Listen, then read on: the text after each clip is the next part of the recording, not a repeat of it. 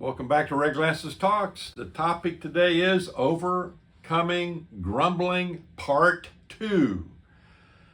Well, this old boy was a big hunter, and I don't know if he lived over in Alabama or South Carolina. I'm not sure where it was, but his dog died. Old Blue died.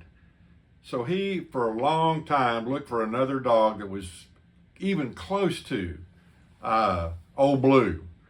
So he found one. And he was really excited about this new dog. So he called a buddy and said, Jim, why don't you go with me? We're going to go out and shoot some birds. And I got my new dog with me. And so he picks him up, and they're in the car early in the morning. And Old Blue's in the back. They finally get out there where they're going to do their hunting. And man, all of a sudden, boom, those birds are flying up, pop, pop, pop, pop, pop. So he cut that dog loose, and Old Blue took off. Woo! Man, he came back a few minutes later with those birds in his mouth. I mean, it was a beautiful thing. He got walking right on top of that water. I mean, he was walking right, whoo, so fast, whoo, right on top of it. So his buddy Jim didn't say a word about it. All day long, Old Blue went on top of that water, got those birds, brought them back. So they were in the truck on the way back home. And he said, man, you didn't say anything about my new dog, Old Blue. I mean, he was out there all day long, cutting out on top of that water, bring those birds back. You didn't say a word. And then he said, well, he can't swim, can he? People are negative. People grumble. It's very hard to say positive, good things. In Philippians chapter number 2, the scripture tells us in 14 and 15, do everything without complaining or arguing, so that no one can criticize you. Live clean, innocent lives of children of God, shining like bright lights in a world full of crooked and perverse people. And so, if you want to know what we've already talked about in Overcoming Grumbling, if you'll go back to October 28, 2024, you can pick up on that lesson and get a review of it. I'm not going to review it again today. We grumble maybe because we're not humble. Humble enough to say, yeah, I grumble and I need a change. So a humble attitude, what does that look like? A lot of things. Let me just mention a couple. It doesn't expect perks. I like perks. I don't get a lot of perks, but I've had a few perks. I like perks. And I probably expect them sometime. But I want to get to the point where I don't expect perks. Understand also the humble attitude is all gifts are from God and are undeserved. I don't deserve anything. I don't deserve another breath. I don't deserve to be talking to you. I don't deserve anything. Everything is from the hand of God, from the generous hand of God.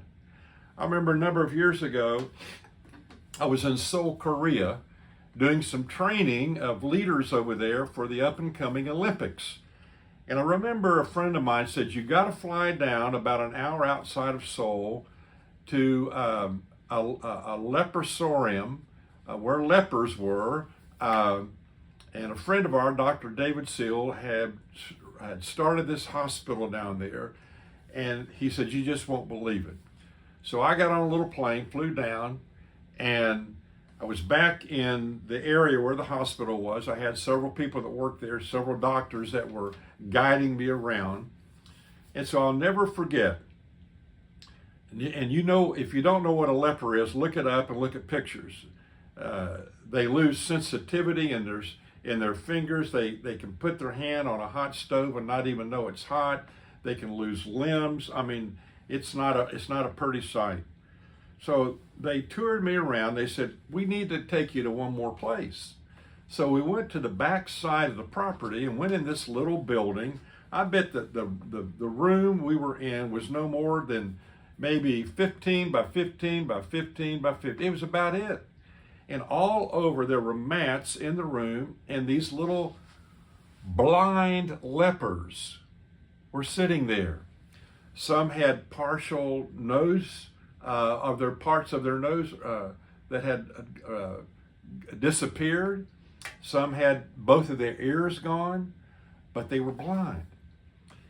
And he asked me, the doctor asked me, he said, well, what is your favorite chapter in the Bible? Well, I just mentioned one. I said, how about Matthew chapter 7? These men, I don't know how many were there, 10, 12, 15 men, in unison, blind men, quoted perfectly to me the 7th chapter of Matthew. I'll never forget it. No one there was complaining. They weren't grumbling, but they were living a life of gratitude. The lepers. So I looked over some of the blessings that I've had over the years, and the person that took me, a buddy of mine that took me to a weekend retreat where I met Jesus, going into the 10th grade year of high school. I listed a whole group of names here: Sherry, Hadley, Mark, Phil, Bud, Bill, Jim, Carol, Dan, Steve, Larry, Richard, John, a crazy uncle that didn't know the Lord from anything, that had an idea that ended up getting me a scholarship to go to college, playing basketball and baseball. I mean, I could go on down this list. My family, my first wife, Ruth Ann, who went to be with the Lord a number of years ago. My second wonderful, amazing wife, Punky. My kids, my grandkids. It's embarrassing almost. But what I've learned is, and maybe you need to do the same thing, is to count your blessings. This is how that goes. When upon life's billows you are tempest tossed, when you are discouraged, thinking all is lost, count your many blessings. Name them one by one, and it will surprise you what the Lord has done.